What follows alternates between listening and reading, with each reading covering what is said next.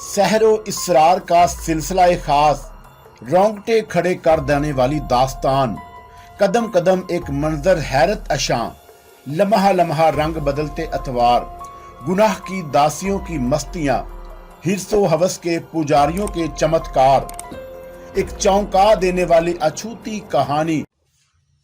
Jackson का खत पढ़कर मुझे इस बात का यकीन आ गया कि उसने जानबूझकर एपिया की बंदरगाह पर ऐसे वाकयात पैदा किए थे जो हमारे दरमियान एक खलीद पैदा कर दें, और वो अपने मकसद में पूरी तरह कामयाब हो गया था। और मैं उसकी गैर जिम्मेदाराना हरकत पर सवाए हाथ मलने के और कुछ भी नहीं कर सका था। एक बार मेरा जी चाहा कि दूसरे लिफाफे को भी चाक करके उसका मजमून पढ़ डालूं, लेकिन किसी अनजाने खौफ ने मुझे मेरे इरादे से बाज रखा। मेरे जहन में उस रात की बातें आज सरे नौ ताज़ा होने लगीं, जिस रात जैक्सन ने रूहों को मेरी ईमा पर तलब किया था। लेकिन दरख्शां के सिलसिले में मेरे सवालात का जवाब देने की बजाय वो बेहोशी का नाटक रचाकर बड़ी खूबसूरती से जुबान बंद रखने में कामयाब हो गया था, और अगर वो ऐसा ना करता तो उसका अंजाम भी गाबा से मुख्तलिफ ना होता। 2 रोज के अंदर अंदर हसीनाबाद की फिजा बेहद मुकद्दर रह गई थी, और पहले कैलाश के बयान के मुताबिक रामलाल और ओम प्रकाश ने दिलावर मिर्जा की लाश के टुकड़े अस्पताल में करके मुझे ये बावर कराने की कोशिश की कि अगर मैंने अब उनकी बात ना मानी तो वो खून रेदी से बाज नहीं आएंगे। और फिर जब जैकब ने मुझे खबर दी कि किसी ने एक मकामी मंदिर के करीब 3 पुजारियों के पेट चाक करके उनकी आंतें बाहर खींच ली थीं, और जैकब का ख्याल था कि पुजारियों के कत्ल में दीवान जी का हाथ है, इसलिए कि उनकी टोपी मां मुकम्मल वारदात पर मौजूद थी, और इस वाक़े के मुखालिफ गिरोह के लोगों ने एक मस्जिद को नुकसान पहुंचाने की कोशिश की और वहां के पेशे इमाम को शहीद कर दिया। और फिर कबल इसके कि मैं उन पे दर पे होने वाली वारदातों के बारे में कोई हतमी राय कायम कर सकता, दीवान जी के घर कोने करखा के ढेर में बदल दिया गया, और खुद दीवान जी ने जख्मों के बावजूद अस्पताल में दाखिल थे, और जो हादसात रूनमा हुए उनकी कड़ियां मिलाना अब मेरे लिए कुछ दुश्वार ना था। मेरे दुश्मनों ने हसीनाबाद की पुरसकून फिजा में जो जहर घोल दिया था, उसके असरात पूरी आबादी में फैल चुके थे। हिंदू और मुसलमानों के मौत के किस्से आम होकर फसाद की सूरत भी इख्तियार कर सकते थे, और मैंने दरख्शां की खातिर खुद को अपनी हवेली तक महदूद कर लिया था। लेकिन दीवान जी को पेश आने वाले हादसे की खबर ने मुझे हवेली से बाहर कदम निकालने पर मजबूर कर दिया, और दरख्शां ने मुझे यही कहा था कि मौत बरहक है, और जिस सूरत में रकम कर दी गई है उससे फरार हासिल करना इंसान के बस की बात नहीं। कैलाश ने मुझे समझाने की कोशिश की कि मेरा हवेली से बाहर निकलना ठीक नहीं, मगर मैंने उसकी बात रद्द कर दी, और वो भी मेरे हमरा हो लिया। और जब दीवान जी की मखदूश हालत के बाद मैं वापस हवेली जाने के इरादे से अस्पताल से निकला तो पिंडत ओम प्रकाश, रामलाल और जूदिया का बड़ा पुजारी गणेश मेरे रास्ते में हायल हो गए। शायद उन्हें यकीन था कि दीवान जी की मजाज पुरसी की खातिर हवेली से बाहर जरूर आऊंगा, और उनका ख्याल गलत साबित नहीं हुआ, और अंजाम कार उस वक़्त वो सीना ताने मेरे सामने खड़े मुझे हकारत और नफरत भरी नजरों से देख रहे थे। कैलाश भी मौत के उन हरकारों को अचानक सामने देखकर घबरा गया। महाराज, ओम प्रकाश ने गणेश महाराज को मेरी सिमत इशारा करते हुए कहा, यही है वो जालिम जिसने काजल रानी को अपनी हवेली में बंद कर रखा है, और पिछली बार हमने इसे घेर लिया था महाराज। रामलाल होंठ काटते हुए सर्द लहजे में बोला, और हमें पूरा यकीन था कि हम इसको बड़ी आसानी से कुत्तों की मौत मार डालेंगे, पर एक दीवाने फकीर ने सामने आकर हमारा रास्ता खोटा कर दिया। रामलाल और ओम प्रकाश गणेश महाराज को मेरे बारे में तफसील फराहम कर रहे थे, और वो टिकटिकी बांधे मुझे घूरे जा रहा था। और कैलाश ने मौके की नजाकत महसूस करते हुए दबी जुबान में मुझसे कहा, जमाल, तुम भागकर अंदर चले जाओ, मैं किसी तरह पुलिस को हालात से बाखबर करने की कोशिश करता हूँ। अब ये सब फजूल है कैलाश, मैंने खुश्क आवाज में जवाब दिया। पुलिस के आने से भी कोई फायदा ना होगा। तुम जानते हो कि आनंद कुमार शुरू ही से मेरा मुखालिफ है, लेकिन तुम तनहा क्या कर सकोगे। मैं अपने दुश्मनों को इस अमर का यकीन दिलाने की कोशिश करूंगा कि मुसलमान मौत से नहीं डरता, और अगर उसका ईमान सच्चा हो तो वह तनहा भी सैकड़ों पर भारी होता है। मैं इसे हमाकत समझता हूं। कैलाश ने तेजी से सरगोशी की। तुम्हें अगर अपना ख्याल नहीं तो भाभी का ख्याल करो। तुम्हें अगर कुछ हो गया तो वो जो खुदा पर ईमान रखते हैं उन्हें इन बातों का तरद्दुद नहीं होता। मैंने ठोस लहजे में कहा। तुम एक तरफ हो जाओ कैलाश। मैं नहीं चाहता कि मेरी वजह से तुम पर किसी मुसीबत में गिरफ्तार हो। और मेरे दुश्मन अभी तक आपस में सरगोशियां कर रहे थे और मैं उनकी निगाहों में इंतकाम के शोले भड़क रहे थे, और वो स्याह काली कुव्वतों के मालिक थे और हजारों जंतर मंतर जानते थे, लेकिन ना जाने क्यों अभी तक उन्होंने मुझे हलाक करने के लिए कोई वार क्यों नहीं किया। और जाने उन्होंने मेरे बारे में क्या फैसला किया था, और मैंने वहां से भागने या फरार होने की कोशिश नहीं की। उनके सामने डटा खड़ा रहा, और शायद इसीलिए अब तक उन्होंने कोई फौरी कार्रवाई नहीं की। वो जानना चाहते थे कि मैं तनहा होने के बावजूद इस कदर नडर और बेखौफ क्यों नजर आ रहा हूं। और रामलाल एक बार जल्दबाजी का अंजाम देख चुका था। उस रोज मजजूब ने सामने आकर उन्हें शशदर कर दिया था और वो अंधे हो गए थे, और मैं उनके सामने से बचकर साफ निकल गया था। और गणेश महाराज गालबन कोई अमली कदम उठाने से बेशतर पूरी तरह चौकस होना जरूरी समझ रहा था। और बहुत देर तक हम एक दूसरे की ताकत को निगाहों निगाहों में तोलते रहे, और फिर गणेश महाराज की सर्द मगर ठोस आवाज मेरे कानों में गूंजी। बालक, मेरी बात मान ले। काजल रानी का ध्यान मन से निकाल दे। और खबरदार, मैंने गर्ज कर कहा, अगर तुम्हारी गंदी जुबान पर मेरी द्रक्षा का नाम आया तो अच्छा ना होगा। हम खुश हुए बालक, गणेश महाराज जहर खान से बोला। बहादुर वही कहलाता है जो अपनी चिता पर खड़ा होकर मुस्कुराने की हिम्मत रखता हो। तुम अपना वक्त जाया कर रहे हो पिंडत, मैंने गणेश को घूरते हुए नफरत से जवाब दिया। मैं तुम्हारे गुर्गों को पहले भी बता चुका हूं कि वो जिस काजल का पीछा कर रहे हैं वो मर चुकी है, और अब सिर्फ द्रक्षा जिंदा है जो मेरी बीवी है, और मैं उसे किसी कीमत पर नहीं छोड़ सकता। सोच ले बालक, जो वक्त बीत जाए वो वापस नहीं आता, गणेश महाराज ने सपाट आवाज में कहा। हम तुझे सोचने समझने का मौका दे सकते हैं, पर एक ही शर्त पर, कि तू हमारी बात मान लेगा। तुम शायद मुझे अपनी बातों से मरऊब करने की कोशिश कर रहे हो, मैंने पलट कर गुस्से से जवाब दिया। और पिंडत पुजारियों से टकराना तेरे बस का रोग नहीं है, नादान। गणेश महाराज का लहजा अचानक तलख हो गया। क्यों अपनी जान गंवाना चाहता है? तेरी भलाई इसी में है कि प्रेमनाथ जी की पुत्री उन्हें वापस कर दे, और धर्म की बातों को तू हमसे ज्यादा नहीं जानता। तुम लोग जो सुंदर सपने देख रहे हो वो मेरी जिंदगी में कभी पूरे नहीं होंगे, मैंने फैसला कुन लहजे में कहा। रहा मौत और जिंदगी का मामला, तो ये भी सुन लो अहमको कि मौत और जिंदगी खुदा के हाथ में है। तुम और तुम्हारे जैसे लाखों इंसान नुमा वैशी दरिंदे भी अगर मिलकर मुझे मारना चाहें तो उस वक्त तक कामयाब नहीं हो सकते जब तक मैश्ते एज़दी शामिल ना हो। महाराज, पिंडत ओम प्रकाश ने सामने आते हुए कहा, अगर तुम्हारी इजाजत हो तो मैं इस मुसले का क्रियाक्रम कर दूं। ये हमारी अजीम ताकतों का मजाक उड़ा रहा है महाराज। रामलाल ने एहतजाज किया, लेकिन उसने सीना तान कर सामने आने की कोशिश नहीं की और अपनी ही जगह खड़ा पीछोताब खाता रहा। और मैं तुझे एक आखिरी मौका और दे रहा हूं, नादान, गणेश महाराज ने खुश्क आवाज में कहा।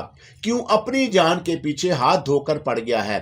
तुम मेरी फिक्र मत करो महाशय, अपने साथियों से कहो कि ये अपने बाजुओं की ताकत आजमा लें, मैंने जज्बाती अंदाज में कहा। अगर कुदरत को मेरी मौत मंजूर है तो दुनिया की कोई ताकत मुझे पनाह नहीं दे सकती, लेकिन अगर खुदा को मेरी जिंदगी मंजूर है तो फिर तुम लोग मेरा बाल भी बीका नहीं कर सकते। बड़ी ऊंची ऊंची बातें करने सीख ली हैं, गणेश महाराज ने हकारत से कहा। और फिर पिंडत ओम प्रकाश अचानक गणेश महाराज का इशारा पाकर मेरे सामने आ गया। उसने किसी मंत्र का विर्द शुरू कर दिया था और उसके होंठों की हरकत बेहद पुर इसरार नजर आई। और मैंने दिल में अपने खुदा को याद किया कैलाश अभी तक मेरे करीब खामोश खड़ा हालात का जायजा ले रहा था और मेरी नजरें बदस्तूर ओम प्रकाश के मनहूस चेहरे पर मरकूज थी। और फिर अचानक मुझे यूं महसूस हुआ जैसे ओम प्रकाश किसी करब की कैफियत से दो चार हो और उसके होंठों की जुम्बश बंद हो गई और वो अपने हाथ से अपना गला यूं सहला रहा था जैसे उसकी सांस अंदर ही अंदर घुट रही हो और उसकी कहर आलूद आंखें जो कभी कुछ देर कबल मेरे खिलाफ नफरत और हकारत की चिंगारियां उगल रही थीं और अब आहिस्ता आहिस्ता जर्द पड़ती जा रही थीं, जैसे उसके जिस्म का सारा खून बड़ी तेजी से खुश्क हो रहा हो। गणेश महाराज ने ओम प्रकाश की बदलती हुई हालत को महसूस किया तो उसकी कुशादा पेशानी शिकन आलूद हो गई, लेकिन कबल इसके कि वो कोई कार्रवाई अमल में लाता ओम प्रकाश किसी कटे हुए तनावर दरख्त की मानद सड़क पर गिरा और लोट पोट होकर मर गया। उसकी आंखें यूं हलकों से बाहर आ गईं जैसे किसी नादीदा कुव्वत ने उसे गला घूंट कर मौत की नींद सुला दिया हो। रामलाल ने आगे बढ़ने की कोशिश की, लेकिन गणेश महाराज ने हाथ उठाकर उसे रोक दिया। उसकी आंखों से अब फिक्र और परेशानी अयान थी और ओम प्रकाश की लाश से नजरें उठाकर उसने मेरी समझ देखा और फिर आंखें मूंद ली और कुछ देर तक आंखें बंद किए खड़ा रहा और फिर अचानक उसने आंखें खोलकर मेरी बाईं जानब देखना शुरू कर दिया, जहां राह चलते मुसाफिरों की खासी तादाद जमा हो गई थी। महाराज, रामलाल ने उसे आवाज दी। सब्र से काम लो, गणेश महाराज ने सपाट लहजे में कहा। मेरी आंखें इस नादीदा हस्ती को तलाश कर रही हैं जिसने मेरे सेवक को मार दिया है। वही पागल दीवाना होगा जिसने एक बार पहले भी। नहीं, गणेश महाराज ने रामलाल का जुमला काटते हुए तेजी से जवाब दिया। इस बार कोई गंदी ताकत हमारे मुकाबले पर आई है और मेरे लिए क्या हुक्म है? रामलाल ने सर्द लहजे में तेजी से दरियाफ्त किया। कोई फिक्र मत करो रामलाल, हमें पहले अपने उस दुश्मन से निपटना होगा जिसने अपने चारों तरफ हिसार खींच रखा है, पर वो ज्यादा देर तक मेरी आंखों से ओझल नहीं रह सकेगा, गणेश महाराज ने बल खाते हुए कहा और फिर अचानक मेरी जानब देखकर इंतहाई सर्द और सफाक आवाज में बोला, मैं इस वक्त जा रहा हूं बालक, पर एक बात याद रखना, अगर तूने काजल रानी को आजाद ना किया तो हमारी अजीम ताकत उसे तेरे जीवन से हमेशा के लिए दूर कर देगी और तू हमारी बात दुआ से सारा जीवन बेअक्ल रहेगा। मैंने कोई जवाब देना मुनासिब नहीं समझा। पिंडत ओम प्रकाश की पुरइसरार मौत ने खुद मेरी अक्ल को भी दंग कर दी और मेरे ज़हन में उसी मजजूब का तस्वर उभरा जिसने मुझे एक बार पहली मौत के आहनी चुंगल से निजात दिलाई थी। लेकिन गणेश महाराज ने मेरे ख्याल की नफी करते हुए उसे गंदी ताकत बताया था, कोई ऐसी ताकत जिसने अपने गिर्द हिसार खींचकर खुद को दूसरों की नजरों से उज्जल कर लिया था और मैं उसी ताकत के बारे में गौर कर रहा था। गणेश महाराज की हालत इस वक्त काबिले दीद थी और वह जूदिया से महज मेरे कस बाल निकालने आया था, लेकिन पहले ही मुकाबले में अपने एक अहम पुजारी से हाथ धो बैठा। उसकी कैफियत चोट खाए हुए किसी आदमखोर दरिंदे से कम नजर नहीं आ रही थी और कुछ देर तक वो खा जाने वाली नजरों से अपनी जगह साख्तो जामद खड़ा मुझे घूरता रहा और फिर वो जाने के इरादे से पलटा ही था कि पुलिस आ गई और जीप से सबसे पहले जो अफसर नीचे उतरा वो डिप्टी कमिश्नर आनंद कुमार के सिवा कोई और नहीं था। और फिर पिंडत ओम प्रकाश की लाश देखकर आनंद कुमार के हाथों के तोते भी उड़ गए। महाराज, ये क्या हुआ? उसने गणेश महाराज से पूछा और फिर किन आंखों से मुझे देखने लगा। भगवान को यही मंजूर था बालक, गणेश महाराज ने खिलाफी तवक्का बड़े नरम अंदाज में कहा। हम इसे इलाज के लिए यहाँ लाए पर इसका वक्त पूरा हो चुका था, लेकिन कल तक तो पिंडत जी भले चंगे थे और अचानक ये सब कुछ कैसे हो गया?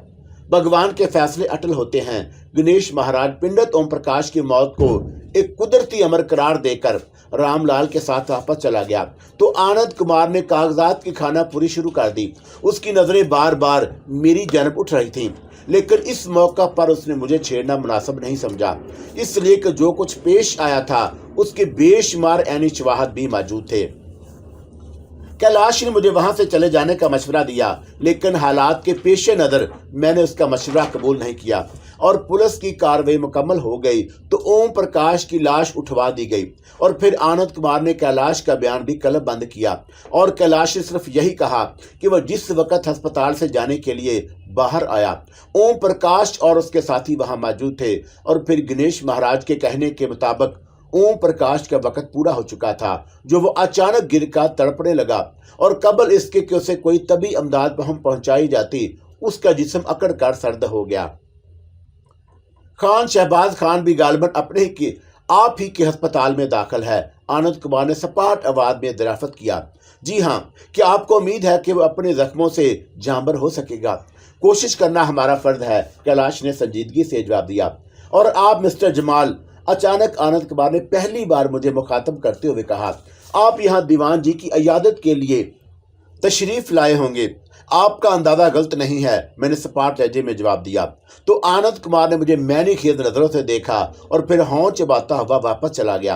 अस्पताल से वापसी के वक्त कैलाश अपने ख्यालात में गुम था और मैं उस सरपुर इसरार हस्ती के बारे में सोच रहा था जिसने गणेश महाराज जैसे बलवान से टकरा कर मुझे बचाने की कोशिश की। अगर वह मेरे ख्याल के मुताबिक मजजूब नहीं था तो फिर कौन हो सकता था? हसीनाबाद के आसमान पर तबाही और बर्बादी के जो बादल मंडला रहे थे वो वक्ती तौर पर छट गए और मेरे दुश्मनों ने जाने क्यों खामोशी इख्तियार कर ली और एक हफ्ते तक मुझे किसी हंगामे की इतला ना मिली। तो मुझे ताज्जुब हुआ, शायद गणेश महाराज और उसके साथी पंडित भी उस नादीदा कुव्वत से खौफजदा हो गए जो 2 मौकों पर मेरी जान बचा चुकी थी, या फिर वो मेरे खिलाफ कोई अचानक भरपूर और मुनज़्ज़म हमले के बारे में सर जोड़े बैठे कोई मंसूबा मुरतब कर रहे थे। और दूसरी बार दुश्मनों के सामने जाने के बाद मेरी हिम्मत खुल गई और मैंने दिन में एक बार फिर हवेली से बाहर निकलना भी शुरू कर दिया, लेकिन ज्यादा दूर नहीं जाता था और सिर्फ ये मालूम करना चाहता था कि मेरे दुश्मन किन साजिशों में मसरूफ हैं। और अब तक पे दर पे जो हादसात रूनुमा हो चुके थे वो पुलिस की फाइल पर आ चुके थे, लेकिन समझदार लोगों ने इन वाकयात को दबा दिया, वरना मस्जिद के पेशे इमाम की शहादत और मंदिर के बाहर 3 पुजारियों की उधड़ी हुई लाशें किसी बड़े फसाद का पेश खैमा भी साबित हो सकती थीं। और फिर एक रोज मैं दरख्शा के साथ अपने पाए बाग में बैठा गुफ्तगू कर रहा था कि मेरे मुलाजिम ने इतला दी कि कोई मुझसे मिलने आया है और इस वक्त शाम के झटपटे का वक्त था और मुझे मुलाजिम की मुदाखलत सख्त नागवार गुजरी। अव्वल तो मैंने हवेली पर लोगों से मुलाकात का सिलसिला बिल्कुल बंद कर रखा था और दूसरा ये कि मुलाजिमों को भी सख्ती से ताकीद कर दी थी कि वो किसी अजनबी या नवार्द को इस सिलसिले में मतलब कुछ ना बताएं कि मैं हवेली में मौजूद हूं या नहीं। लिहाजा मुलाजिम की जुबानी किसी अजनबी की आमद की इतला सुनकर मेरा मूड खराब हो गया। क्या नाम बताया था तूने? मैंने मुलाजिम को घूरते हुए सवाल किया। मैंने पूछा था सरकार, लेकिन उसने अपना नाम नहीं बताया, लेकिन वो यही कह रहा था कि उसे आपसे जागीर के सिलसिले में कोई बहुत अहम और ज़रूरी बात करनी है। क्या तुमने उसे पहले कभी देखा है? जी नहीं सरकार, कोई मकामी शख्स है या आला आबाद से आया है सरकार, मुलाजिम ने तेजी से कहा, और उसने मुझे बस इतना ही बताया है। जाकर कह दो कि मैं हवेली पर किसी से मुलाकात नहीं करता और अगर उसे कोई ज़रूरी बात करना है तो फ़ोन पर राब्ता कायम कर ले। और मुलाजिम सहमे हुए अंदाज में वापस जाने के लिए मुड़ा तो दरख्शा ने उसे आवाज़ देकर रोक लिया और फिर मुझसे कहा कि अगर कोई शख्स इतनी दूर से जागीर के सिलसिले में कोई ज़रूरी बात करने आया है तो मुझे उसे टालने के बजाय उससे मिल लेना चाहिए। और दरख्शा के इसरार पर मुझे चारों नाचार मुलाजिम के साथ उस बैठक तक आना पड़ा जो मैंने अहाते के आखिरी सिरे पर फाटक के करीब मुलाकातियों के लिए मखसूस कर रही थी। बैठक में जो शख्स मुझे नजर आया और मेरे लिए बिल्कुल अजनबी था और मुझे यकीन था कि इस वाज़ा किता के शख्स को मैंने पहले कभी नहीं देखा। वो गहरी स्याह रंगत और दराज कद का मालिक था। उसके होंठ ना सिर्फ ये कि बेहद मोटे बल्कि इंतहाई भद्दे मालूम होते थे। उसकी आंखें बड़ी बड़ी थीं और पेशानी खिलाफे मामूल कुछ ज्यादा ही कुशादा थी और साल पर बालों की बहताब होने के बावजूद उन्हें सलीके से जमाने की कोई कोशिश नहीं की गई थी। उसके जिस्म पर मामूली दर्जे का खद्दर का मैला कुचैला लिबास था और पहली नज़र में मैं उसे देखकर मैंने यही अंदाज़ा लगाया कि वो किसी निचले तबके से ताल्लुक़ रखता है। अलबत्ता उसकी आंखों की पूरी इसरार चमक यकीनी तौर पर एक आम आदमी से जुदागाना थी। और मैंने बैठक में कदम रखा तो वो बड़ी बेपरवाही से एक सोफे पर बैठा बीड़ी के लंबे लंबे कश ले रहा था और मुझे देखकर उसने बीड़ी को फर्श पर डालकर पैरों तले मसला और फिर जल्दी से उठ खड़ा हुआ। सलाम मालिक। उसने हाथ बांधकर मुझे सलाम किया। तुम आला आबाद से आए हो? मैंने उसे सर से पांव तक घूरते हुए खुश्क लहजे में दरियाफत किया। जी हाँ मालिक। उसका जवाब उसके कद के मुकाबले में बेहद मुख्तसर था। कोई खास बात करना है? 15 दिन से हसीनाबाद में ठहरा हुआ हूँ, उसने बात बेढंगे अंदाज से कहा। आज दिल चाहा कि मालिक के भी दर्शन कर लूं और बस इसीलिए भागा भागा आपके दरवाजे तक चला आया। और मुलाजिम ने मुझे बताया था कि तुम जागीर के सिलसिले में मुझसे कोई अहम और ज़रूरी बात करना चाहते हो। मैंने संजीदगी बरकरार रखते हुए कहा। नवार्द की चरब ज़बानी और गुफ्तगू का बेहुदा अंदाज मुझे खटक रहा था। हम नीच जात के लोग हैं मालिक, जागीर से भला हमारा क्या काम, उसने तेजी से कहा और फिर बड़े ही मैनी खेत अंदाज में बोला। आपके पैर छूने थे इसलिए मुलाजम से झूठ बोल दिया। आलाबाद में क्या करते हो? मैंने बड़े सख्त लहजे में पूछा। कोई मुस्तकिल पेशा नहीं है मालिक, उसने बदस्तूर मुस्कुराते बड़ी बेबरफाही से जवाब दिया। अलबत्ता कभी कभी जरूरतमंद आ जाता है तो पेट पूजा के लिए कुछ ना कुछ करना पड़ता है। तुम्हारा नाम क्या है? खादम को जगन कहते हैं मालिक, जगन चमार। जगन का नाम सुनकर मैं चौंक उठा और दीवान जी ने मुझे बताया था कि जगन कुमार सिफली अमल के कामों में अपना कोई सानी नहीं रखता और दिलावर मिर्जा उसी को बुलाने की खातिर आला आबाद गया था, जिसे दुश्मनों ने उसके ठिकाने लगा दिया। और दीवान जी बिजाते खुद भी अपना झुलसता व बदन लिए अस्पताल में पड़े थे और इस वक्त पर जगन की आमद मेरे लिए बेहद कार आमद साबित हो सकती थी। और मुझे दीवान जी की जुबानी ये भी बात मालूम हो चुकी थी कि उनके दिलावर मिर्जा और जगन के तल्लुकात आपस में खासे वसी थे। और मैंने एक बार फिर जगन को सल्तापा बहुत गौर से देखा और कुछ तवक्कुफ के बाद बोला, क्या तुम्हें दिलावर मिर्जा के बारे में इल्म हो चुका है कि वो? मुझे सब मालूम है सरकार, जगन ने मेरी बात टालते हुए सर्द लहजे में जवाब दिया। दिलावर मिर्जा मेरा यार था मालिक, बस मुझे यहाँ तक आने में कुछ देर हो गई और दुश्मन अपना काम कर गए। हसीनाबाद के हालात दिन ब दिन मखदूश सूरत इख्तियार करते जा रहे हैं, मैंने जगन को हमवार करने की खातिर कहा। और दीवान जी मेरे लिए दस्ते रास्त थे, लेकिन मेरे दुश्मन उन्हें भी रास्ते से हटा देना चाहते हैं। इस वहम को दिल से निकाल दो मालिक, जगन मैंने खेत अंदाज में बोला। खान शहबाज खान को आप जगन से ज्यादा नहीं जानते। वो लंगोट खोल चुका है, लेकिन अब भी कोई माई का लाल उसकी तरफ नजर उठाकर नहीं देख सकता। और मुझे खबर है कि आपके दुश्मन जंतर मंतर में अपना जवाब नहीं रखते, लेकिन खान शहबाज दूसरे कैनेडे का मालिक है और वो जब चाहे अपनी कैंचली बदल सकता है। उसके शरीर पर तुम्हारे बुजुर्गों का जो तावीज मौजूद है, उसकी मौजूदगी में कोई ताकत उसे नुकसान नहीं पहुंचा सकती और तुमको गालबन तफसील से हालात का इल्म नहीं है, मैंने होंठ काटते हुए कहा। मेरे दुश्मनों ने दीवान जी का घर जलाकर खाक कर दिया। आग के शोलों ने दीवान जी को बुरी तरह झुलसा दिया है और वह अस्पताल में ज़ैर इलाज हैं।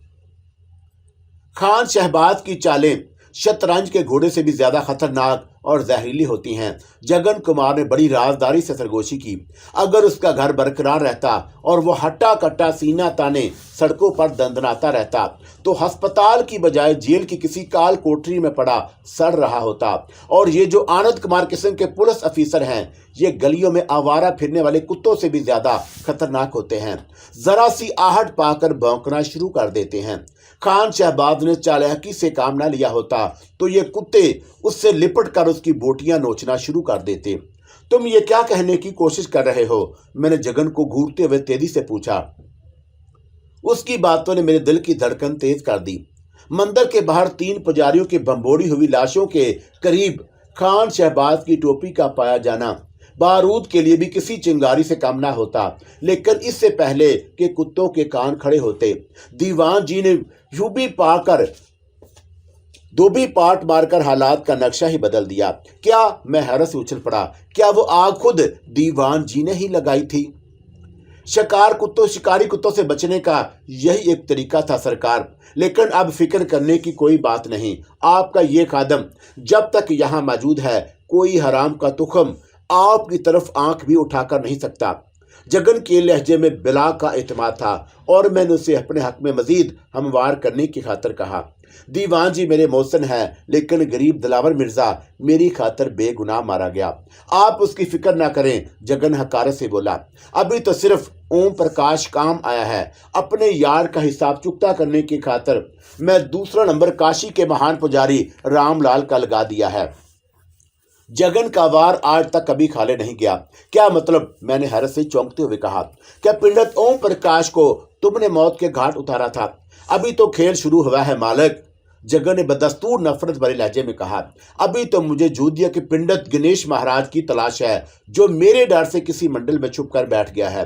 और रामलाल के बारे में तुमने क्या सोचा है? मैंने पूछा और फिर वजाहत करते हुए बोला, मेरा मतलब यह है कि हसीनाबाद में ज्यादा कुछ तो खून मुनासिब ना होगा। इस तरह मेरी परेशानियां और बढ़ जाएंगी। परेशानियां तो जरूर बढ़ेंगी सरकार, पर तुम्हारी नहीं, आनंद कुमार की, जगन जहर खान से बोला। मैं उस खोंटे ही को जड़ से उखाड़ दूंगा जिसके बल पर पंडित पुजारियों ने कानून को मजाक समझ रखा है। और जगन की गुफ्तगू सुनकर मेरे ज़हन से परेशानियों का खासा बोझ उतर गया और दीवान जी के सिलसिले में जो तशवीश लाहक थी वो बड़ी हद तक दूर हो गई।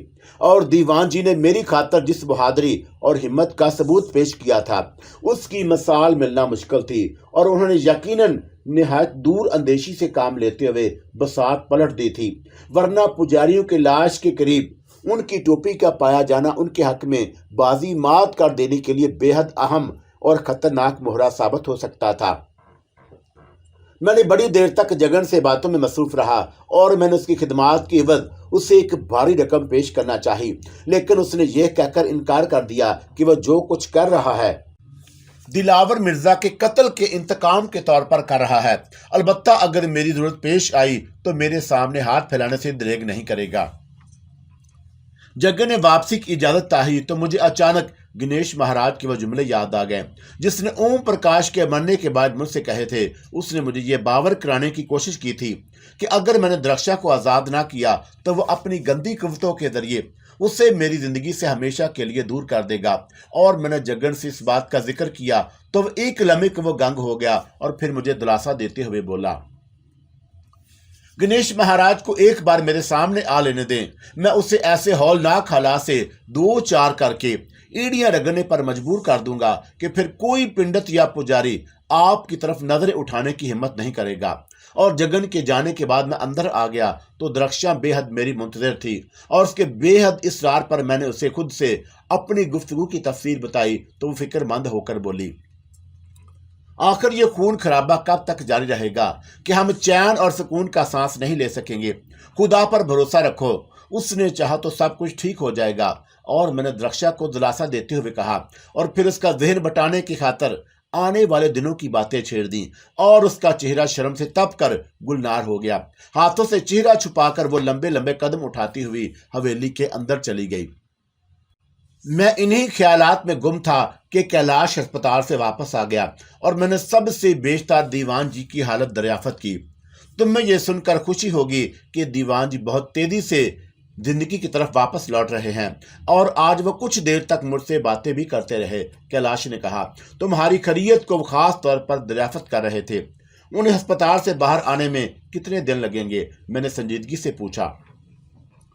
यकीन से कुछ नहीं कहा जा सकता, मगर जिस हैरत अंगेज तौर पर उनकी तबीयत संभल रही है, अगर यही सूरत हाल जारी रही तो मेरा ख्याल है कि 15-20 दिनों बाद वो मुकम्मल तौर पर सेहतयाब हो जाएंगे। अलबत्ता जख्मों के निशान जरूर बाकी रहेंगे। और मेरे बारे में कुछ कह रहे थे, मुझे ताकीद कर रहे थे कि तुम्हें उस वक्त तक हवेली से बाहर ना निकलने दिया जाए जब तक वो अपने कदमों पर दोबारा खड़े होने के काबिल ना हो जाएं। और मुझे यकीन है मेरे दोस्त कि दीवान जी को सोते जागते उठते बैठते हर लम्हा और हर पल मेरा ख्याल लाक होगा। मैंने पुर एतमाद लहजे में जवाब दिया और मेरा दिल चाह रहा था कि दीवान जी की अजमत की वो दास्तान कैलाश के भी गोश्त गुजार कर दूं जो मुझे जंगन कुमार की जुबानी मालूम हुई थी, लेकिन हालात के पेश नज़र मैंने अपना इरादा तब्दील कर दिया। आज मैंने एक बात और भी महसूस की है। कैलाश ने कुछ तवक्कुफ से संजीदगी इख्तियार करते हुए कहा, मुमकिन है कि वह मेरा वहम हो, लेकिन मेरा ख्याल है कि कुछ लोग बेस बदल कर हस्पताल की कड़ी निगरानी कर रहे हैं। लेकिन हस्पताल को कोई नुकसान पहुंचाकर उन्हें क्या हासिल होगा? अगर वह महज अस्पताल को नुकसान पहुंचाना चाहते तो उसके लिए निगरानी की क्या जरूरत थी? और रात की तारीकी से फायदा उठाकर वो जब चाहें ऐसा कर सकते हैं। फिर वो और किस चीज की तलाश में है? मैंने हैरत से पूछा।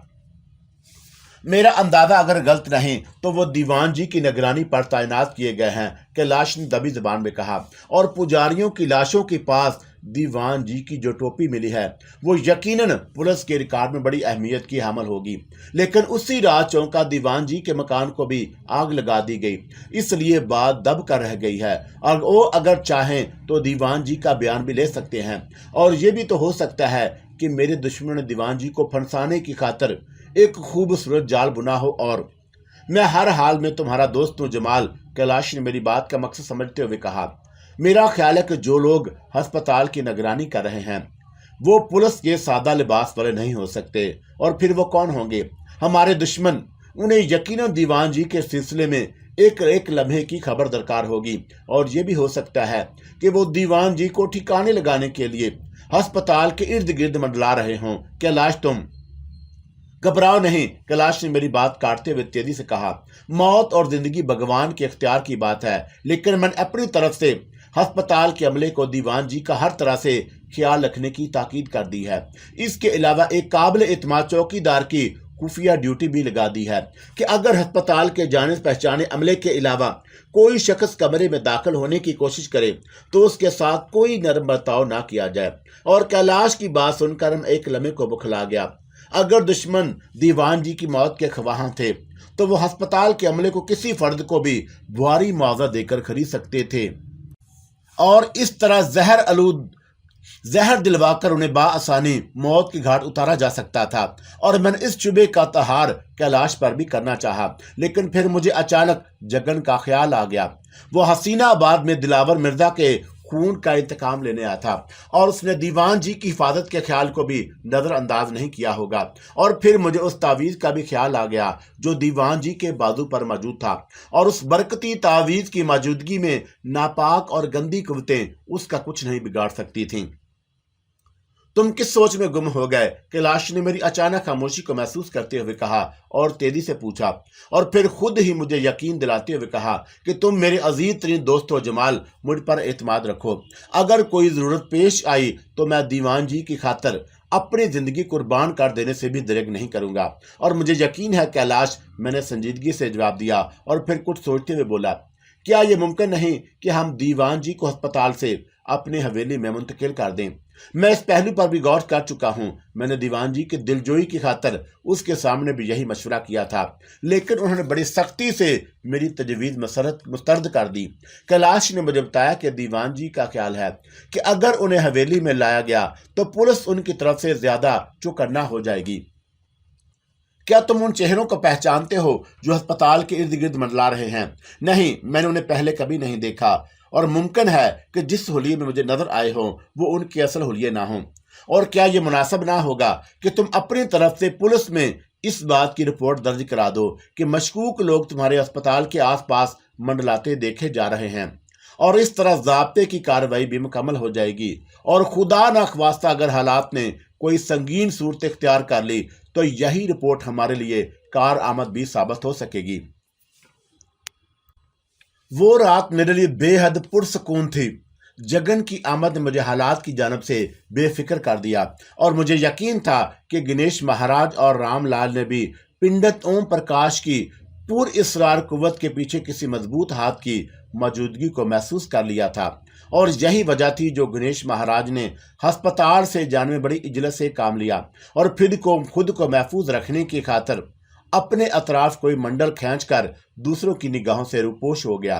और जब तक मैं तन्हा था वो अपनी शैतानी और गंदी ताकतों पर उछलते कूदते रहे और मुझे हवेली से बाहर निकालने की खातिर उन्होंने बेगुनाहों के सकून और आराम को तबाह कर दिया था और दरिंदों की तरह पूरी बस्ती में दंदनाते फिरते थे, जिसे चाहते बेइज्जत करते थे।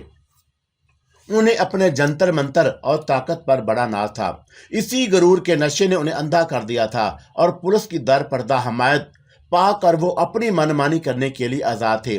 उन्हें अपनी अक्सरियत पर भी गुमान था और धर्म की आड़ लेकर जो चाहते कर गुजरते और देवी देवताओं के नाम पर जिसकी पगड़ी चाहते उछाल देते और फिर खून रेजी और खबासत पर उतर आए। उन्होंने बेगुनाह दलावर मिर्जा के जिस्म के टुकड़े काट डाले और कैलाश को भी इस बात की धमकी दी गई कि उसने मुझे और द्रक्षा को हवेली के अहाते से बाहर लाने में उनका हाथ ना बटाया तो उसे भी दुश्मनों की फहरिस्त में शुमार करके ठिकाने लगा देंगे। लेकिन उन्हें जगन के एक ही वार ने पिस्पा होकर भागने पर मजबूर कर दिया। वो एक जवाबी हमला भी बर्दाश्त न कर सके, किसी कोने खुदरे में जाकर रूपोश हो गए और रात भर सोते में भी जगन चमार का तस्वर मेरे ख्वाबों में घूमता रहा। और दूसरी सुबह मैं बेदार हुआ तो अखबार की पहली सुर्खी पर नजर पड़ते ही मेरे खून की गर्दिश तेज हो गई और मैंने जल्दी से आंखें मल कर दोबारा उसी सुर्खी पर नजर डाली तो मुझे यकीन आ गया कि मैं ख्वाब नहीं देख रहा हूं। मेरी पूरी तवज्जो से रामलाल की मौत की खबर पढ़ने लगा। पुजारी रामलाल की हौलनाक मौत की खबर मेरे लिए बेहद तजुब खेज थी। जगन चमार ने सिर्फ एक दिन पहले ही कहा था कि उसने रामलाल का नंबर लगा दिया है और सुबह होते ही उसकी मर्जी के ऐन मुताबिक तमाम अखबारात में रामलाल की मौत की खबर जली सुर्खियों के साथ छाया हुई थी। और दीवान जी ने मुझसे कहा था कि जगन सिफली अमल में अपना सानी नहीं रखता। मरहूम दिलावर मिर्जा उसी को बुलाने के लिए आलाबाद गया था, लेकिन मेरे दुश्मनों ने उसे मौत के घाट उतार दिया। जो अब जवाब में जगन की पुर इसरार ताकत ने पहले पंडित ओम प्रकाश को हैरत अंगेज तौर पर ठिकाने लगाया और अब रामलाल को भी जहन्नम रसीद कर दिया गया था। अखबारात की इतला के मुताबिक पुजारी रामलाल गुज़श्ता रात तकरीबन 1 और 2 बजे के दरमियान अपने एक साथी के हमरा डिप्टी कमिश्नर आनंद कुमार के बंगले की पिछली दीवार फैलाकर अंदर दाखिल हुआ और किसी तरह कुमारी निर्मला की ख्वाबगाह तक पहुंचने में कामयाब हो गया। और कुमारी निर्मला इस वक्त अपने कमरे में महू ख्वाब थी। जब रामलाल ने जो शराब के नशे में बुरी तरह धुत था उसे जगाकर अपने नफसानी ख्वाहिशात का शिकार करना चाहा और कुमारी निर्मला ने पहले तो अपने बचाव के लिए भरपूर मज़ाहमत की, लेकिन जब उसने अपनी इज्जत खतरे में देखी तो तकिए के नीचे से अपना रिवाल्वर निकालकर रामलाल को भून डाला। और रामलाल का दूसरा साथी जो ख्वाबगाह के दरवाजे पर इस मकसद से तैनात था कि किसी बैरूनी मदाखलत के बारे में रामलाल को खतरे से आगाह कर सके, गोलियां चलते ही वहां से फरार होने में कामयाब हो गया। प्रेस रिपोर्टर के मुताबिक जिस वक्त पुलिस आनंद कुमार के बंगले पर तफ्तीश की गर्ज से पहुंची, कुमारी निर्मला बुरी तरह बदहवास थी और रामलाल के खून से पूरी ख्वाबगाह को रंगीन बना दिया था। और कुमारी निर्मला पुलिस की जाए वारदात तक पहुंचने तक पुजारी की लाश के ही करीब खड़ी उसे हैरत अंगेज पर फटी फटी नजरों से देख रही थी, जैसे उसे अपनी बहनाई पर शुबा हो रहा हो। और तफ्तीश के दौरान कुमारी निर्मला ने यही बयान दिया कि वो इससे कबल रामलाल से कतई नावाकिफ थी। और निर्मला ने कहा कि वो उस वक्त नींद से बेदार हुई कि रामलाल उस पर झुका हुआ उसे छूने की कोशिश कर रहा था और किसी अजनबी को इतनी रात गए अपनी ख्वाबगाह में देखकर उसका बौखला जाना कुदरती बात थी। और फिर भी उसने दस्तराजी में कानून के अपने हाथ में लेने की कोशिश ना की और वक्ते बचाए की खातिर वह बराबर जदोजहद करती रही। लेकिन जब उसने महसूस किया कि मकतूल उसके मुकाबले में कहीं ज्यादा ताकतवर है तो उसने अपना रिवाल्वर जो उसके बिस्ते पर तकिए के नीचे मौजूद था निकाल कर रामलाल पर बेदरेक फायरिंग शुरू कर दी। और पुलिस को अपना बयान देते वक्त कुमारी निर्मला ने इस शुबे का इजहार किया था कि किसी ने उसके ख्वाबगाह के दरवाजे की दूसरी सिमत उठा रखी होगी जिसके जरिए दरवाजे को बआसानी खोला जा सके और पुलिस को वहां ऐसी कोई चाबी नहीं मिल सकी। और मुजरिम के सिलसिले में कुमारी निर्मला ने कहा कि वो उसकी महज झलक देख सकी थी और खुद को रामलाल की गिरफ्त से आज़ाद करने की कोशिश में मजबूर हो गई और इस वजह बौखलाई हुई थी कि दूसरे मुजरिम पर तवज्जो ना दे सकी। अलबत्ता फायरिंग के बाद जब उसकी सिमत उसकी निगाह उठाई तो वहां कोई भी मौजूद नहीं था।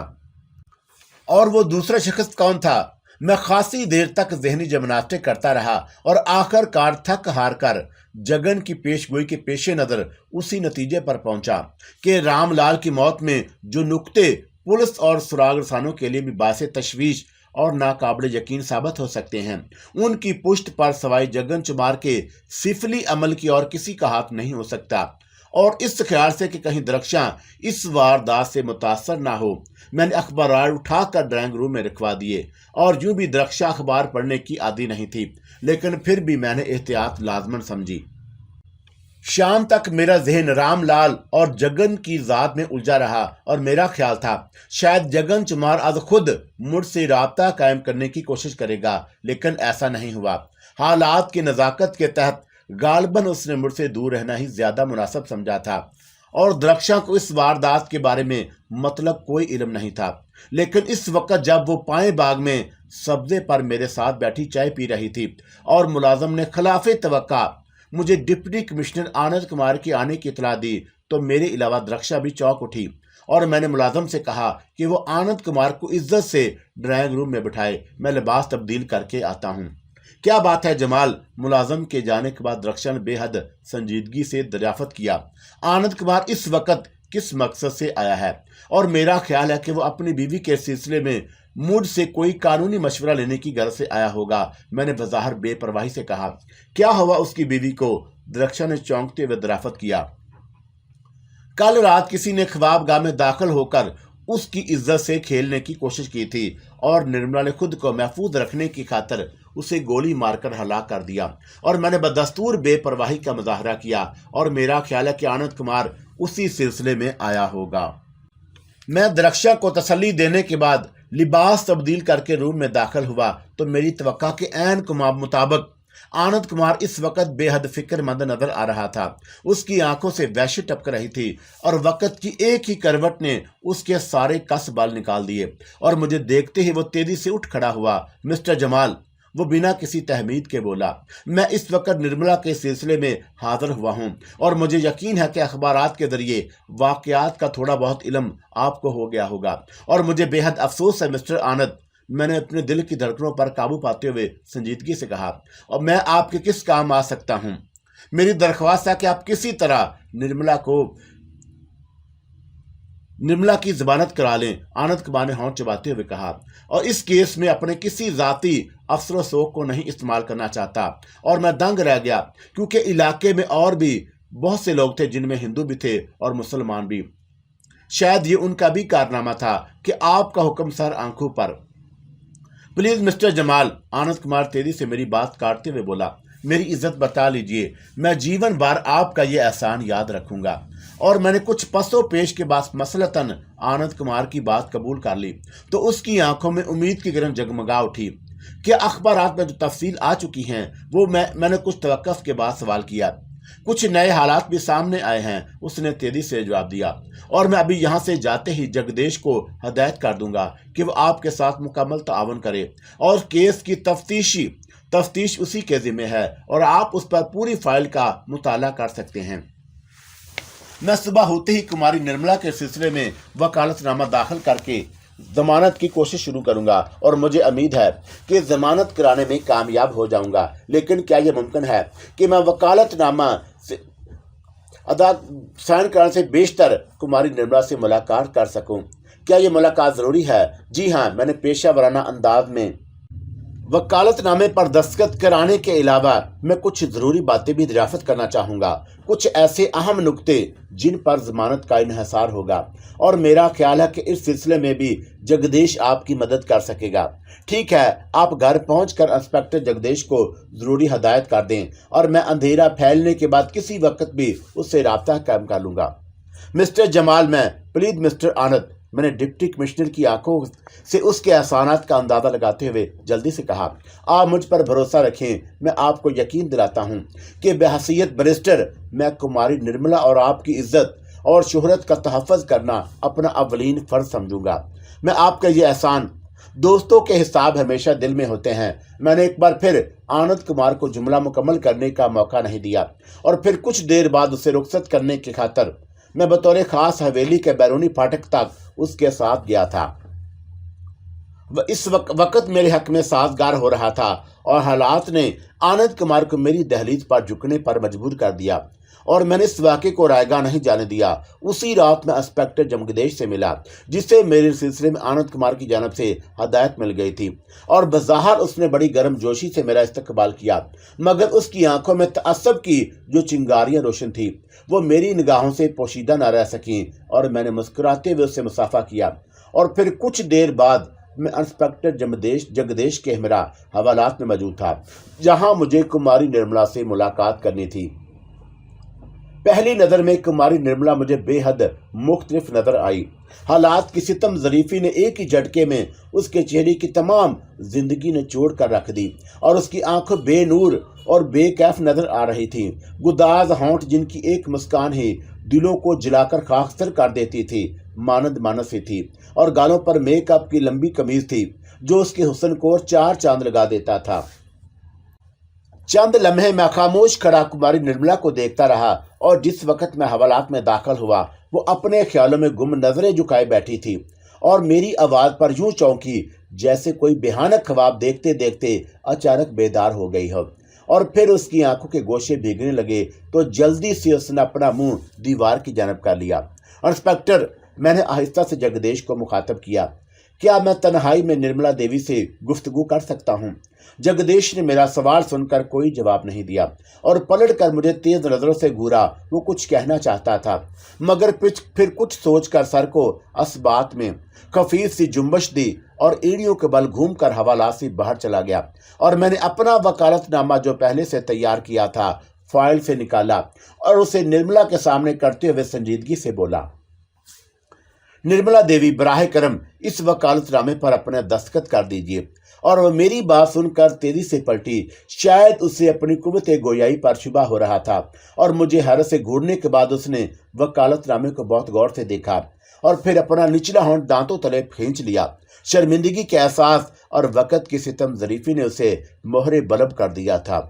ये दुरुस्त है कि मैं वकालत के पेशे से मुंह मोड़ चुका हूँ, लेकिन आपकी जमानत की खातर मुझे मिस्टर जमाल, वो मेरा जुमला काटते हुए सपाट लहजे में बोली, आनंद कुमार अगर चाहता तो वो भी मेरी जमानत के लिए बहुत कुछ कर सकता था, लेकिन वो अपनी शोहरत और साख को खतरे में नहीं डालना चाहता। और फिर आप मेरी खातर क्यों जहमत उठा रहे हैं? प्लीज मुझे मेरे हाल पर छोड़ दीजिए।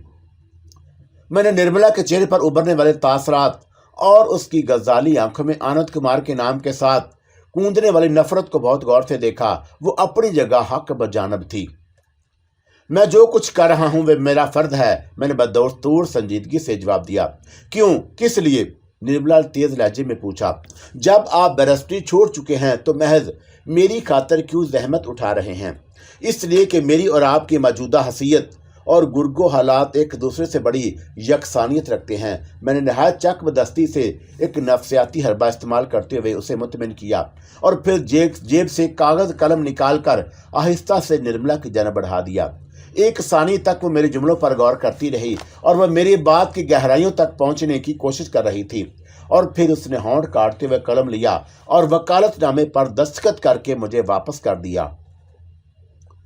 मैं शुक्रगुजार हूं कि आपने मेरी दरख्वास्त को रद्द नहीं की। और मैंने वकालतनामा तय करके जेब में रखते हुए कहा कि आपको यकीन है कि मेरी जमानत हो जाएगी? निर्मला ने सवाल किया। उसके लहजे में वो तड़प और बेचैनी मौजूद थी जो आज़ादी सलब हो जाने के बाद शुरू शुरू में होती है। और मैंने कभी मायूस होना नहीं सीखा। मैंने कहा, और मेरी भरपूर कोशिश यही होगी कि पहली पेशी पर ही आपकी जमानत हो जाए। और वो कुछ देर खामोश रही और फिर आहिस्ता से बोली कि आनंद आपसे मिला था और मेरे लिए निर्मला का सवाल गैर मुतवक्का नहीं था, लेकिन मैंने मसलतन उसके जवाब से गुरेज करना चाहता था। चुनाचा मैंने उसके सवाल को नज़रअंदाज करते हुए पूछा, निर्मला देवी, कि आप उस मफरूर शख्स को पहचान सकती हैं जो मकतूल पुजारी रामलाल के हमरा था? नहीं, मैंने फरार होते वक्त उसकी महज एक झलक देखी थी। आपको इस बात पर यकीन है कि सोने से बेशतर आप ख्वाबगाह का दरवाजा मुतकफल करना नहीं बोली थी? जी हाँ, वो सपाट और पसमर्दा आवाज में बोली। मैंने अपने हाथों से दरवाजा लॉक किया था। आपके पति देवन आनंद कुमार कल रात अपने दोस्त की शादी में शिरकत की गर्ज से आला आबाद गए हुए थे। इस बात का इल्म आपके अलावा और किसको था? मैंने अपने अल्फाज पर जोर देते हुए कहा, और मेरा मतलब यह है कि क्या मुलाजमों को कबल अज वक़्त मालूम था कि आनंद कुमार बाहर गए हुए हैं? मैं यकीन से नहीं कह सकती, लेकिन मेरा ख्याल है कि आनंद कुमार ने मेरे सिवा किसी और से इसका तज़किरा नहीं किया होगा। और निर्मला ने हाथ मलते हुए कहा, आपको जो हालात दरपेश हैं और उसकी वजह से वो अपने साय से भी मोहतात रहने का आदी हो गया है। अपनी नकलो हरकत के सिलसिले में वो मेरे सिवा किसी और पर एतमाद नहीं करता। और मौजूदा अफसोसनाक हादसे के सिलसिले में आपकी ज़ाती राय क्या है? मैं आपका मतलब नहीं समझ सकी। क्या रामलाल इस वारदात से कबल भी आपसे मिला था? जी नहीं, लेकिन बात को समझने की कोशिश कीजिए निर्मला देवी, मैंने जल्दी से कहा। रामलाल गणेश महाराज और दूसरे पंडित पुजारियों को मेरी जात से जो दुश्मनी लाहक है, उसकी वजह तो बेशतर लोगों के इल्म में है, लेकिन रामलाल या कोई दूसरा पंडित पुजारी आपका दुश्मन बन जाए, उसकी बज़ाहिर कोई वजह समझ में नहीं आती। आप क्या कहना चाह रहे हैं? अखबारात की इतला और पुलिस रिपोर्ट के मुताबिक मकतूल रामलाल जिस वक्त आपकी ख्वाबगाह में दाखिल हुआ, उस वक्त वह नशे में बुरी तरह धुत था और तफसीलात के मुताबिक उसकी नीयत भी अच्छी नहीं थी।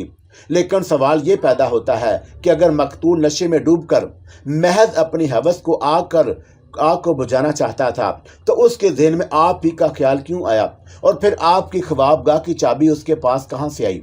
यही सवालात तमाम रात मेरे ज़हन को कुछ खरीद रहे हैं और नाम उलझे हुए लहजे में जवाब दिया। एक ज़ाती नोयत का सवाल और करूंगा। मैंने उसके एक और तीर छोड़ते हुए अंधेरे में संजीदगी से दराफत किया कि आपने कभी मेरे सिलसिले में अपने पति से कोई ऐसी बात की थी जिसमें मेरी ज़ात से हमदर्दी का जज्बा भी शामिल था? गालबन मेरा छोड़ा हुआ तीर ठीक निशाने पर बैठा।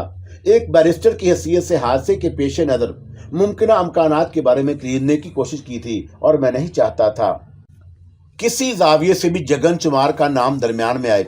अगर जगन सिफली के सिलसिले में बदनाम था तो जागीर में उसकी मौजूदगी दूसरों को भी सोचने पर मजबूर कर सकती थी, और इसी गर्ज से मैं उसे बातों में उलझाकर अपने हक में हमवार करना चाहता था, और मुझे अपने इरादे में नाकामी नहीं हुई। आपका अंदाजा गलत नहीं है, निर्मला ने बड़े जज्बाती अंदाज में अपना होंठ चबाते हुए कहा। मैंने मुतअद्दिद बार आनंद कुमार को कहा था कि वो आपके सिलसिले में अपनी तअस्सुबाना कार्रवाई तर्क कर दें, लेकिन उसने हर बार मुझे सख्ती से झिड़क दिया, और मेरा ख्याल है मिस्टर आनंद भी हालात के सामने घुटने टेकने पर मजबूर हैं। मैंने निर्मला के जवाब से फ़ायदा उठाते हुए कहा, और फिर यकलख्त चौंकने की नहायत खूबसूरत अदाकारी करते हुए कहा कि आप मुझे ये बताना पसंद करेंगी कि आपके मुलाजमों के में कुमार के लिए सबसे ज़्यादा काबिल एतमाद कौन हो सकता है? बांके लाल, निर्मला ने हकारत से कहा। आनंद ने उसे भी मुखालफत के बावजूद मुलाजम रखा है। आपकी मुखालफत के बावजूद? मैं समझा नहीं। वो आनंद कुमार को गलत किस्म की लड़कियों से भी मिलवाता रहता है। और निर्मला ने बांके लाल की शान में एक गंदी गाली देते हुए कहा, और फिर बफरे हुए अंदाज में बोली, हो सकता है कि ख्वाबगाह की चाबी उसी ने रामलाल को फराहम की हो, और मैं एक दरख्वास्त करूंगा। मैंने लोहे को गर्म देखकर एक आखिरी ज़रब लगाते हुए निहायत संजीदगी से कहा, ये गुफ्तगू इस वक्त मेरे और आपके दरमियान जो हुई है, उसका इल्म किसी और को नहीं होना चाहिए, आनंद कुमार को भी नहीं, और ना हालात और ज़्यादा संगीन सूरत इख्तियार कर सकते हैं। मैं एहतियात रखूंगी। निर्मला ने मुठियां भींचकर एक तवील सांस लेते हुए कहा। उसकी आंखों में नफरत और इंतकाम की चिंगारियां भड़कर आहिस्ता आहिस्ता शोले का रूप इख्तियार करती जा रही थीं। मैं अब इजाज़त चाहूँगा निर्मला देवी, मैंने दीदा दानिस्ता बड़ी राजदारी से दबी ज़बान में कहा, और फिर पलट कर तेज़ कदम उठाता हुआ हवाला से बाहर आ गया, जहाँ तंग राहदारी में इंस्पेक्टर जगदीश मेरी राह देख रहा था। और मैं इंस्पेक्टर जगदीश से रस्मी गुफ्तगू करने के बाद वहाँ से रवाना हुआ तो मेरे होंठों पर एक बैनी खेज मुस्कुराहट उभर आई।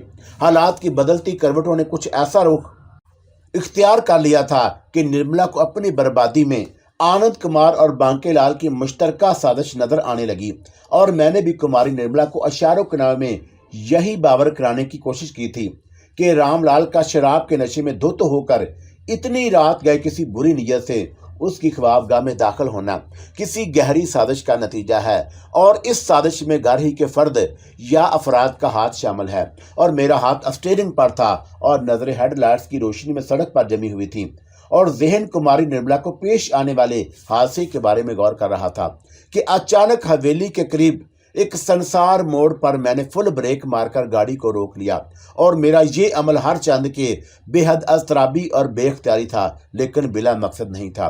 मोड़ काटते हुए हेडलाइट्स की तेज रोशनी महज एक पल के लिए शख्स के चेहरे पर पड़ी जो सड़क के किनारे दरख्त से टेक लगाए खड़ा था, लेकिन मैंने उसी एक पल में उसे पहचान लिया। वो जगन के सिवा कोई और नहीं था, और जो गाड़ी रुकते ही तेजी से दौड़ता हुआ करीब आ गया। मैंने उसे अपनी सांसों पर काबू पाते हुए उसे मुखातब किया, तुम यहाँ क्या कर रहे हो? आपकी वापसी की राह तक रहा था मालिक, जगन ने मैनी खेद अंदाज में मुस्कुराते हुए पूछा। क्या रहा आपकी और कुमारी निर्मला की मुलाकात का? मैं निर्मला से वकालतनामे पर दस्तखत कराने गया था। मैंने तेजी से कहा और फिर बोला, क्या तुम्हें हालात की तफसील मालूम हो चुकी है? तीसरा नंबर पंडित गणेश महाराज का भी हो सकता है, लेकिन वसूर का तुखम जगन की शक्ति से डर कर कहीं छुप गया है। जगन, मैंने बड़ी इजरत से काम लेते हुए कहा।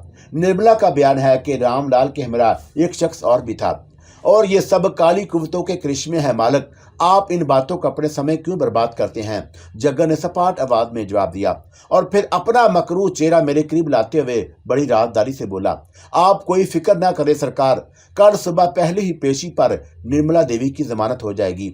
जमानत हो जाएगी? मैंने ताज्जुब से पूछा, लेकिन तुम? बांके लाल सरकार, जगन ने मेरा जुमला काट कर बड़े बेहुदा अंदाज में आंख मारते हुए कहा, वो भरी अदालत में अगर अपने जुर्म का इकरार कर ले तो निर्मला देवी पर कोई आंच भी नहीं आ सकेगी। क्या वाकई बांके लाल भी इस वारस में मुलव्वस है? मैंने हैरत से दरियाफ्त किया। फिर कभी आराम से बताऊंगा मालिक, अभी तो मुझे किसी शमशान घाट पर बैठकर बांके लाल का क्रियाक्रम पूरा करना है। और जगन इस बार बेहद सर्द और सफाक लहजे में जवाब दिया, और फिर इससे बेशतर के कोई दूसरी बात करता। वो तेजी से पलट कर दौड़ता हुआ तारीकी में गुम हो गया। मैंने जेब से रुमाल निकालकर पेशानी साफ की और फिर कार को खुली सड़क पर डाल दिया, और दूसरी सुबह मेरे लिए बेहद सनसीखेज साबित हुई। मैंने कचहरी पहुंचकर निर्मला के सिलसिले में जमानत के कागजात के साथ अपना वकालतनामा दाखिल किया तो मेरी आमद की खबर ने मेरे पुराने वाकफकारों और हम पेशा दोस्तों में खुशी की लहर दौड़ा दी। मेरे कुछ साथी मजिस्ट्रेट और जज भी बन चुके थे और उन्होंने मुझे मुबारकबाद पेश की, लेकिन वो वकील और बैरिस्टर जिन्हें मेरी आमद से अपनी साख और शोहरत डूबती हुई महसूस हुई, वो बेहद परेशान थे और मैंने उन बातों पर कोई तवज्जो नहीं दी, इसलिए कि कचहरी के रुख मैंने महज निर्मला और आनंद की खातिर किया था, और बैरिस्टर का पेशा अख्तियार करने का फैसला तो मैं बहुत पहले ही कर चुका था। कुमारी निर्मला की जमानत के कागजात जिस मजिस्ट्रेट के सामने पेश किए गए वो नहायत मुतअस्सब और राशि वाक़या हुआ था, और पेशकार ने मुझे दबी जबान में बता दिया कि अगर मैंने कबल अज वक़्त एक माकूल नजराना मजिस्ट्रेट साहब की खिदमत में पेश ना किया तो किसी कीमत पर जमानत के मामले में मेरी कामयाबी मुमकिन ना होगी। और मैंने पेशेकार की बात को सुनकर हंस कर टाल दी, शायद इसलिए कि मुझे यकीन था कि जगन ने कबल अज वक़्त कुमारी निर्मला के सिलसिले में गुज़श्ता रात जो हतमी फैसला कर दिया था वो दुरुस्त साबित होगा। दोपहर तकरीबन 11 बजे निर्मला के कागजात मजिस्ट्रेट के सामने पेश किए गए और अदालत के रूबरू मेरे अलावा सरकारी वकील भी मौजूद था, जिसने जमानत की मंजूरी की शदीद मुखालफत की और अपने दलाइल पेश करते हुए उसने मजिस्ट्रेट को बावर कराने की कोशिश की कि कातला एक जिम्मेदार और अहम ओहदे पर फायज अफसर की बीवी है और अगर उसकी जमानत मंजूर हुई तो हक़ाइक़ को मसक करने के लिए जो कोशिशें होंगी वो यकीनन बार आवर साबित होंगी और उनके नाजायज़ तकादों को पूरा करने में दुश्वारियां पैदा हो जाएंगी। सरकारी वकील पूरे आधे घंटे तक अपनी धुआंधार तकरीर में कानूनी नुक्तों और इसी किस्म के साबका हवालों से जज को मुतासर करने की कोशिश करता रहा और मैं खामोश खड़ा उसकी बातों को ध्यान से सुनता रहा। और जब मेरी बारी आई तो अदालत के रूबरू साबित करने की कोशिश की कि मेरे हरीफ में एक जिम्मेदार अफसर की बीवी है, बल्कि खुद भी जिम्मेदार और कानून का एहतराम करने वाली खातून है। और मैंने रामलाल उसके साथी ने अपनी नापाक और मजमूम ख्वाहिश के नतीजे में अदालत के कटहरे में एक मुजरम और उसकी हैसियत से ला खड़ा किया है। पुख्ता दलाइल पेश करते हुए मैंने अदालत को ये बावर कराने की कोशिश की कि रामलाल को ठिकाने लगाने के बाद मेरी मुवक्किला ने एक मुजरिम और कातिल की हैसियत से जो बात की है, लेकिन अगर वो अपनी इज्जत की हिफाजत ना करती और उसको लुट जाने देती जो एक शरीफ बाइज्जत औरत के लिए इंतहाई कीमती और अनमोल जेवर होती है, तो वो मुआशरे में बुरी नज़रों से देखी जाती और मुजरिम रामलाल को जिस जुर्म की पादाश की सज़ा दी जाती वो एक औरत की लुटी हुई इज्जत से बहुत कम होती, और ये कि कानून मेरी मुवक्किला की खोई हुई इज्जत वापस नहीं दिला सकता था। इसलिए मेरी मुवक्किला ने अपनी इज्जत को एक वहशी दंदे से बचाने की खातिर, जो इंतहाई कारनामा हर चंद के खिलाफ कानून है लेकिन उसे काबिल सताइश करार नहीं दिया जा सकता, और जिन हालात के पेश नज़र ये सब कुछ हुआ वो ठोस सबूत के बाद काबिल मुआफ़ी है, इसलिए मेरी मुवक्किला की जमानत को मंजूर किया जाए, वरना यह सरासर नाइंसाफ़ी होगी। अदालत में आनंद कुमार भी मौजूद था जो नहायत इज़्तिराबी कैफियत से 2-4 नजर आया। میری اور سرکاری وکیل کی بحث کے دوران وہ بار بار اپنے شخص پر پہلو بدلنے لگتا اور آنند کمار سے زیادہ مجسٹریٹ کے چہرے پر ابھرنے والے تاثرات کو میں بغور دیکھ رہا تھا۔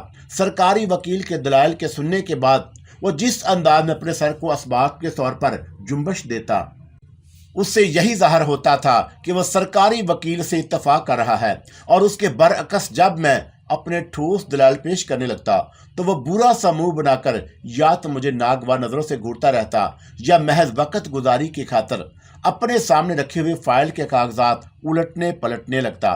تقریباً 1 گھنٹے تک میرے اور سرکاری وکیل کے درمیان گرما گرم بحث کا سلسلہ جاری رہا، اور پھر اچانک میں نے عدالت میں انسپکٹر جگدیش اور آنند کمار کے ملازم بانکے لال کو داخل ہوتے دیکھا تو یک لخت میرے ذہن کے پردوں پر جگن چمار کا ہیولہ ابھر آیا، اور بانکے لال کے ہاتھوں میں ہتھ کڑی دیکھ کر ہی میرا ماتھا ٹھنک اٹھا، اور پولیس کے درمیان وہ جس انداز میں گردن جھکائے عدالت کے اندر داخل ہوا وہی اس سے مجرم ثابت کر رہا تھا۔ انسپکٹر جگدیش نے سرکاری وکیل سے اجازت لینے کے بعد ایک فائل عدالت کے روبرو پیش کی تو کچھ دیر کے لیے سناٹا طاری ہو گیا۔ آنند کمار بھی بانکے لال کو عدالت میں اس حالت میں دیکھ کر پریشان ہو رہا تھا، لیکن میں سمجھ چکا تھا کہ اب جگن چمار کا سفلی علم بذات کا رخ میرے حلق میں پلٹنے والا ہے، اور پھر وہی ہوا جو گزشتہ رات جگن نے کہا تھا۔